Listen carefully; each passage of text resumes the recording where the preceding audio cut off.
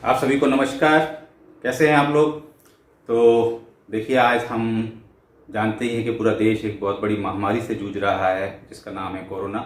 और कोरोना को लेकर जो इलाज आ रहे हैं, कई तरीके की दवाइयां आ रही हैं, कई तरीके की नई नई थेरेपीज आ रही हैं। और कई सारी पुरानी थेरेपीज जो है ऐसा पता चल रहा है कि वो कुछ कारगर नहीं है। तो इसी बीच में देखिए, जो एक नई थेरेपी निकल के आई है जिसका DRDO ने डेवलप किया है, वह है 2-डीऑक्सी डी ग्लूकोज। 2DG के नाम से काफ़ी इस समय चर्चा चल रही है। काफ़ी सारे समाचार चैनल्स पे, न्यूज़पेपर्स में आप सुन रहे होंगे, देख रहे होंगे। तो एक्चुअली इसी बारे में मैं डिस्कस करना चाहता हूँ। इसको मैं बहुत ही शॉर्ट में और एक सिंपल लैंग्वेज में आपको समझाना चाहूँगा कि ये एक्चुअल मेडिसिन है क्या और ये कैसे काम करती है। तो देखिए, जिस तरह से सबसे पहले तो मैं आपको बता दूं कि ये जिस तरह से अभी चल रहा है कि एक नया मेडिसिन खोज लिया है, एक रामबाण दवा होगी, एक ब्रह्मास्त्र निकाल के ले आए हैं। तो थोड़ा सा मैं यहाँ पे करेक्ट करना चाहूँगा कि देखिए, ये कोई नई मेडिसिन या नया डेवलपमेंट नहीं है, क्योंकि जितना मैं एक साइंस ग्रेजुएट रहा हूँ, मैंने जो केमिस्ट्री में पढ़ा हुआ था, मैं वहाँ से शुरू करता हूँ आपको।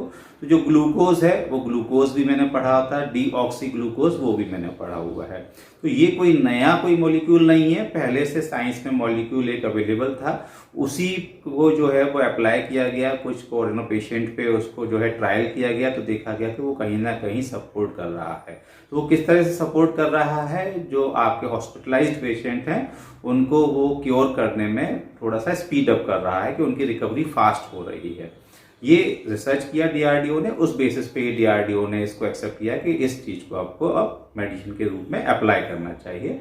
और जो हमारे जो drug controller general of India हैं उनके थ्रू अप्रूवल मिल गया है। और सबसे खुशी की बात है कि इसी महीने से हम लोग पूरे देश में इस दवा को यूज करना शुरू कर देंगे। तो देखिए, सबसे पहले मैं आपको बता दूं कि ये है क्या। तो देखिए, I will call it food supplement instead of calling it a medicine. Because देखिए, एक ग्लूकोज क्या होता है देखिए, और ये मेडिसिन कैसे काम कर रहा है समझें। तो अभी हमने देखा कि RNA जो आपका था, जो पूरा कोरोना तो था, उसका जो प्रोटीन जो था उसके अंदर एक RNA होता है, तो वो हमारे सेल के अंदर जाता है।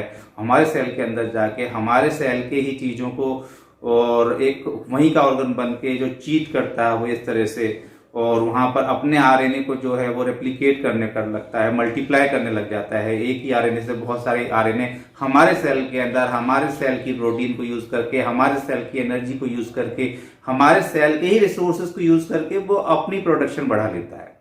तो अब यहाँ पर चैलेंज था कि कैसे हम उस कोरोना वायरस का जो रिप्रोडक्शन है उसको वहां कंट्रोल करें। तो उसको कंट्रोल करने के लिए एक तरीका तो यही था कि उसके RNA में कुछ ऐसा चेंज कर दें कि वो मल्टीप्लाई ही ना हो पाए, या उसको जो प्रोटीन सब्सटेंसेस है वो ना मिल पाए। या फिर जो तीसरा एक तरीका जो था कि देखिए, हमारे बॉडी में जो भी प्रोसेस होती है उसके लिए एनर्जी की जरूरत होती है, ऊर्जा की जरूरत होती है। बिना एनर्जी के तो काम होगा नहीं। तो देखिए, जब वो वहां पर जो कोरोना वायरस है वो सेल के अंदर जाकर बेवकूफ बना रहा है, वो बता रहा है कि मैं भी आपका ही पार्ट हूं, और उस बेसिस पे वो अपने आप को मल्टीप्लाई कर रहा है। ठीक है, अब मल्टीप्लाई करने के लिए देखिए ऊर्जा की जरूरत तो उसे भी पड़ेगी। तो यहाँ क्या है कि एक जो ग्लूकोज मॉलिक्यूल है, देखिए हमारे बॉडी में ऊर्जा का वही सोर्स है।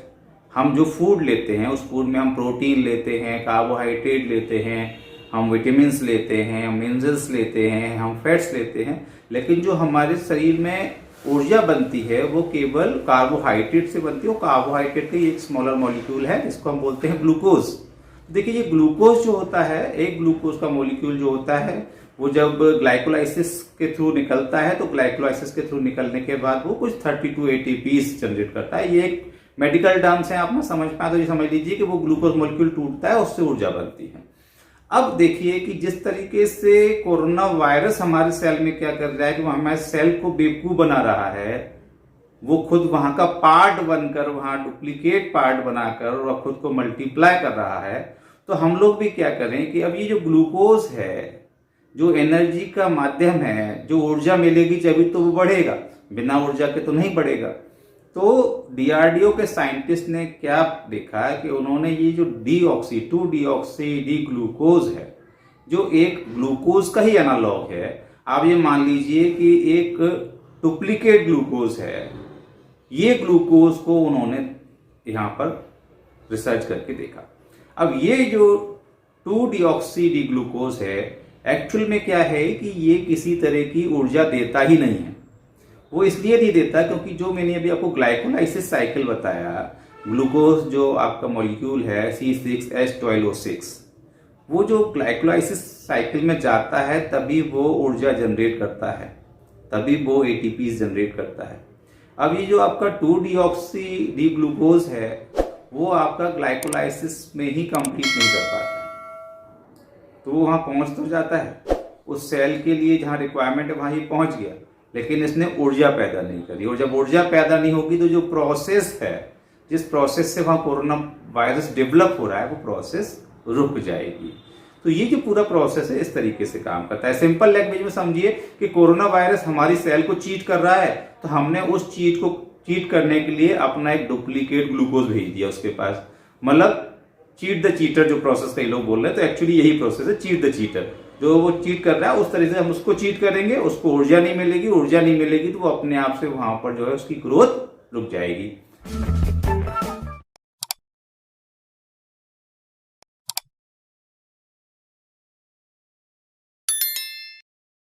जो आपका ग्लूकोज है, ठीक है, तो ग्लूकोज में ही जो है डीऑक्सी ग्लूकोज होता है जिसमें C6H12O5 होता है। तो वो पहले ऑलरेडी हम लोगों ने केमिस्ट्री पढ़ा हुआ है, तो पुरानी मॉलिक्यूल है। इस मॉलिक्यूल की जो है रिसर्च कैंसर सेल्स के ऊपर भी काफी समय से चल रही थी और अभी भी चल रही है। और यहाँ कोरोना के ऊपर भी जब इसको ट्रायल किया गया तो इसका ये इफेक्ट काफी अच्छा पाया DRDO ने। और DRDO एक अथॉन्टिक हम लोगों की ऑर्गेनाइजेशन है, तो हम समझ सकते हैं कि काफी बिल्कुल उनको जब कंफर्म हो गया उसी के बाद उन्होंने जो है इस मॉलिक्यूल को एक्सेप्ट किया होगा। उसके बाद में हमारे drug controller general of India जो है वो इसको अप्रूवल दे चुके हैं। तो ये उम्मीद है कि एक अच्छी ड्रग साबित होगी और हम लोगों को काम करेगी। फूड सप्लीमेंट की तरह है। अभी जब ये मार्केट में आ जाएगी तो कोरोना पेशेंट्स जो भी हैं उनको केवल कुछ नहीं करना है, सुबह शाम जैसे हम ग्लूकोज घोल के पीते हैं तो उस तरह से घोल के पीना होता है। लेकिन इसका प्रोसेस जो ये जो डॉक्टर्स और एक्सपर्ट्स बता रहे हैं कि भाई एम्प्टी स्टमक, मतलब सुबह आपने खाना खाया उससे पहले खाली पेट ही आपको ये घोल के पीना होता है, फिर शाम को एक बार घोल के खाली पेट पी लिया आपने। तो इस तरह से इसके डोजेज रहेंगे, बहुत सिंपल सा है, ये फूड सप्लीमेंट की तरह काम करेगा। कोई बहुत लंबी चौड़ी इसके पीछे कोई टेक्नोलॉजी नहीं है जिसके लिए रिसर्च करके सालों के बाद जो कोई मेडिसिन डेवलप करनी पड़ी हो। एक सिंपल सा मॉलिक्यूल है जिसका ये देखा गया है कि उसकी जो मैकेनिज्म है वो काम कर रही है कोरोना पेशेंट्स में, तो यहाँ उसको जो है इसके लिए एक्सेप्ट किया गया है। तो सिंपल सी चीज है कि ये जो ऊर्जा मिलना है कोरोना वायरस को या किसी भी चीज को मल्टीप्लाई होने के लिए जो ऊर्जा चाहिए, ये वो ऊर्जा देना ही बंद कर देगा। अब ऊर्जा नहीं मिलेगी तो काम कहां से करेंगे। अब सपोज कर दिए आपको बहुत सारा काम करना है, आपके घर की ऊर्जा बत्ती काट दी जाए तो आप कैसे करेंगे। सिंपल वही प्रोसेस ये करेगा कि जिस जिस सेल को आपके बॉडी के अंदर कोरोना ने इफेक्ट किया है वहां पर जैसी कोरोना मल्टीप्लाई होने की कोशिश करेगा तो वो ज्यादा ग्लूकोज की डिमांड करेगा। जब वो ग्लूकोज की डिमांड करेगा तो जो आपकी D2 डिऑक्सी डी ग्लूकोज जो आपका ग्लूकोज है, ये जो डुप्लीकेट है ग्लूकोज एनालॉग है, ये वहां पर पहुंच जाएगा और ये वहां पे पहुंच के उस सेल को या उस कोरोना वायरस को एक तरह से बेवकूफ बनाएगा कि भाई लो में आ गया, आपको ऊर्जा चाहिए, ये लो में आ गया। लेकिन जैसे ही वो वहां पर उसको ऊर्जा के लिए यूज होगा, ग्लाइकोलाइसिस साइकिल में जाएगा तो फर्स्ट सेकंड स्टेज के बाद उसको कंप्लीट ही नहीं कर पाएगा। तो ये पूरा इसका प्रोसेस है। उम्मीद है कि आपको एक सिंपल वे में ये प्रोसेस पूरी समझ में आ गई होगी। Thank you very much. नमस्कार।